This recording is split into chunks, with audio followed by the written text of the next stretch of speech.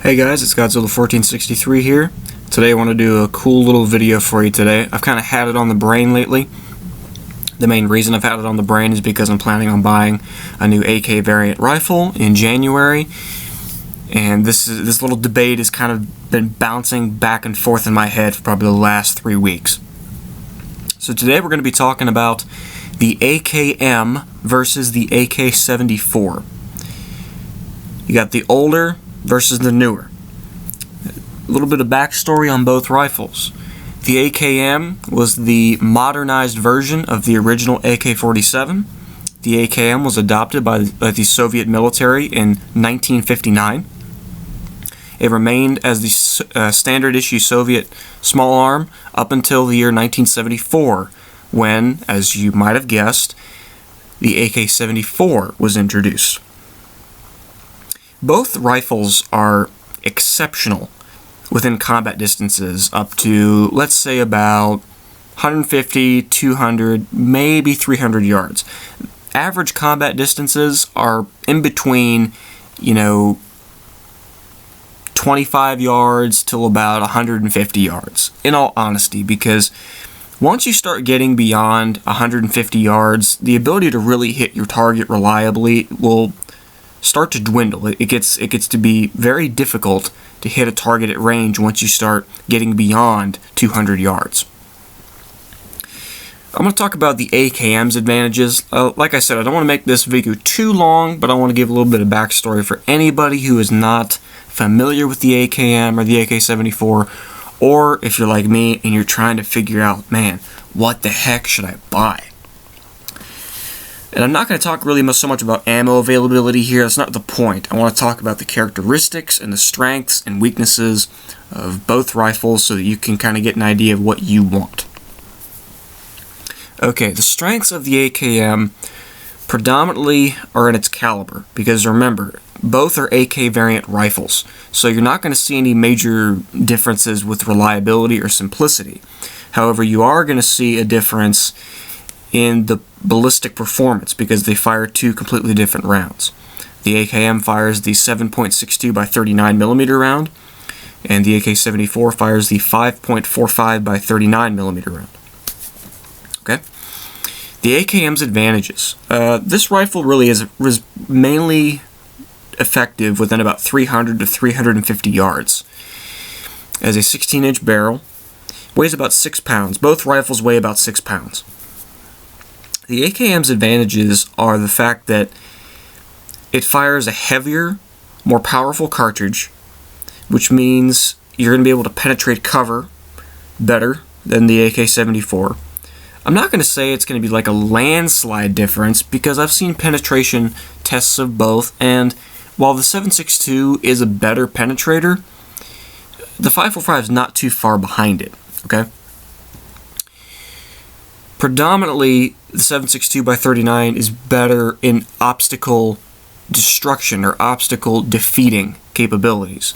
Because the cartridge has more energy, it's able to destroy cover better than the 5.45 by 39. The AKM also has an advantage in, of course, stopping power, because it is a larger bullet, has a lot more energy to deliver on target. So as you can imagine, a 30 caliber bullet is going to do more damage than a 22 caliber bullet. It's just physics, alright? A cartridge that's got a lot of mass going at fairly decent velocities is going to cause massive havoc on whatever it hits.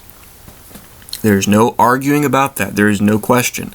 The 7.62 by 39 is going to hit harder and be able to punch through stuff better than a lighter, faster bullet, okay? And the AKM really excels in this role. The AKM was designed, of course, to be not only modernized version of the AK-47, but because of the 30 caliber bullet, it was designed to dominate within normal combat distances. It was designed to punch through cover. It was designed to be able to drop a target very, very quickly, okay? Because the Russians, the 7.62 39 cartridge reflects what the Soviets wanted in World War II, because Yes, their standard issue rifle was the M9130 Mosin Nagant rifle.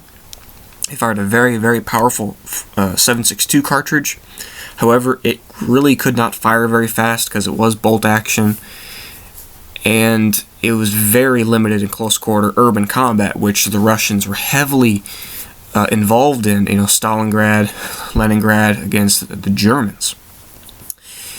But they used many, many submachine guns, which were very effective in close quarters because they could just spew out a ton of lead, 800, 900 rounds a minute. But even those cartridges, the pistol rounds, they were not very powerful. Sure, they were great in close quarters, but they couldn't really penetrate a whole lot, at least when compared to the rifle. So the 7.62 by 39 tried to marry the full-powered rifle caliber with the submachine gun pistol caliber. So they wanted that rifle-like penetration and stopping power in close quarters, but they also wanted the ability to reach out and touch someone, so that it had both rifle and submachine gun characteristics. And the AKM is great for that. But while we're talking about the AKM, let's talk about some of its disadvantages, okay? The 7.62 by 39, because it's a heavier bullet, it's gonna cost you more. I don't really like to copy other people's work, but I'm going to reference Nuttin Fancy, if you guys have seen his videos before. He talks about firepower versus mobility all the time. What does he mean by this? Well, if you want maximum stopping power, you're going to have to sacrifice weight. The 7.62 is going to be a lot heavier to carry than 5.45. Because you got to remember, the 7.62 39 is a 123 grain slug. Plus, the majority of time, the magazines you're going to buy are, predominantly going to be surplus steel mags, so those are going to be a little heavier. So it's going to be a heavy gun to lug around. Also, too, the rifle does have a little more kick than the AK-74, even though I haven't talked about that rifle yet. So that's something you have to account for. It's going to kick a little more, and it's going to be harder to get rapid follow-up shots when compared to some other guns with lighter calibers. Also, the range of the AKM pretty much stops at 300 yards. I'm talking effective distance. Yeah, sure, you guys have seen videos of guys shooting out to 400 yards, and on YouTube it might, sound easy. But do not kid yourselves and do not lie to yourselves. Once that bullet gets beyond 300 yards, that slug is dropping fast. It is not meant to be a long-range rifle, okay? The gun is dominant in close quarters. It has a lot of power and a lot of punch, but it's going to be hampered by increased recoil, with a lot of weight to lug around, and you're not going to have as long as a effective range as some other calibers. Now let's talk about the AK-74. The AK-74 was initially designed to combat, and it was designed to be the response to the 5.56 NATO and the M16. The 5.45 by 39 is ballistically similar to the 5.56. Usually, once you start getting into hotter loads, military loads, and some commercial loads, you can get to about 2,950 feet per second. That's about where it levels off, which is almost borderline identical to a 5.56 out of 16-inch barrel. So you're getting a very, very high velocity, lightweight caliber. Remember when I said that the AKM has more punch with its 7.62 round, like more knockdown power? When I say that, and when I say that it's an advantage, don't think that the 5.45 by 39 is a weak cartridge, because it's not. It's a very, very powerful and effective caliber. Remember, it's a center fire cartridge. Most people think the 5.45 is weak because they're used to shooting and using 7.62. Okay, this references back to an older video I did a few weeks ago talking about stopping power. Go check that out. The AK-74 is the polar opposite of the AKM as far as cartridge capabilities, because it was adopted and it was made the Soviet issue and now Russian standard issue service rifle because it answers the problems of the AKM. The 5.45 is a very devastating cartridge. It tumbles and yaws incredibly well when it hits tissue. It just tears open flesh. So it's a great meat eater as far as stopping power is concerned. So you know it's going to be effective. Also, it's lighter to carry than the 7.62. For the same amount of weight, let's say, you know, this is just a rough estimate, guys. If you're carrying 120 rounds, standard combat load of 7.62 39, you know, you could probably carry, you know, 150, maybe 160 rounds of 5.45. That might not sound a whole lot, but in reality, that accounts for a lot of bullets down range as far as the amount of ammo you can carry. I'm not saying that's exact. I'm just giving you guys an idea and a representation and a visual picture in your mind to let you know that the 5.45 by 39 is lighter than the 7.62. So if you're carrying the same number of rounds as 7.62, you're going to have less weight. This will make you more mobile and more agile in a combat situation, which is perfect. Okay, that's what you want. You want to be mobile. You don't want to be sitting down and getting, you know, tons of rounds speed in your general direction. The AK-74 is also more accurate than the AKM. Now, when I say this, don't think the AKM is an inaccurate rifle, okay? Both guns are borderline identical in combat accuracy within about 150 to 200 yards. Maybe, usually about 150. They're borderline identical as far as combat accuracy. However, once you start pushing the distance out, you know, 200, 300 yards, the AK-74 is going to start to dominate over the AKM as far as accuracy is concerned. Because remember, when we're talking about MOA accuracy, if you're scoring a 3-inch group at 100 yards, that group is going to equal a 4-inch group at 200 yards, and then a 5-inch group at 300 yards. Per 100 yards, you're gaining normally 1 inch to your grouping. Okay, and once you start gaining the distance, the more accurate your rifle is in close quarter situations, like let's say in 100 yards, the more accurate you'll be at longer distances, okay? That's a huge advantage that the AK-74 has. Not only is it a more accurate rifle, it also has a lot better range capability. The AKM's effective range is about 300 yards. The AK-74's max effective range is about 500 to 600 yards. That's a major advantage. That goes along with the advantages of the 5.45 by 39 and these micro calibers, as they're called, because they're so fast and so light.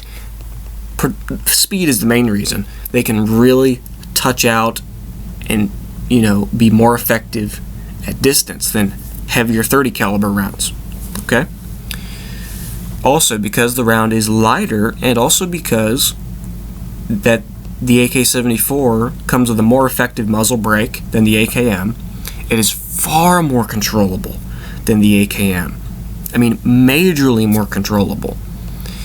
A few years ago, I took now an ex-girlfriend out shooting for the very first time. She never fired a center fire rifle before, and so we got her shooting some of the AKs that we used to have. We had an AKM and we had an AK-74.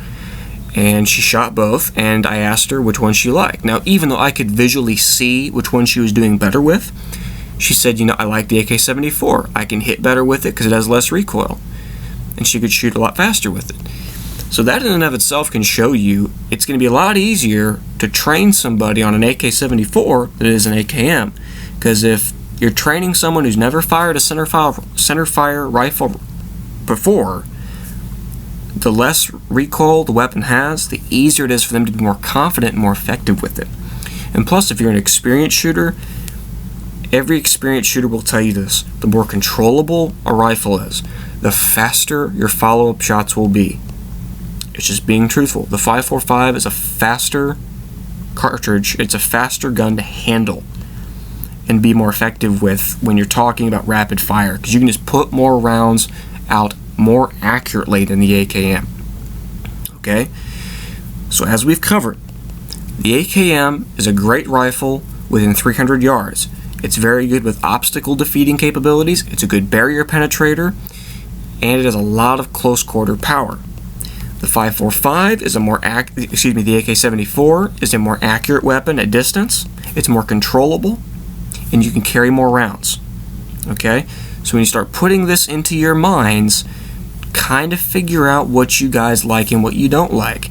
A good indicator to see what you're looking for is this. Do you like more punch? Do you like more... This is a great example. This is the way I've always liked to put it. The AKM offers ballistic effectiveness, while the AK-74 offers personal effectiveness. The 7.62 is a great urban combat rifle. It can punch through stuff better and it can hit harder. But the AK-74 allows you to have more ammunition, shoot more accurately, and to be in better control of your weapon in rapid fire.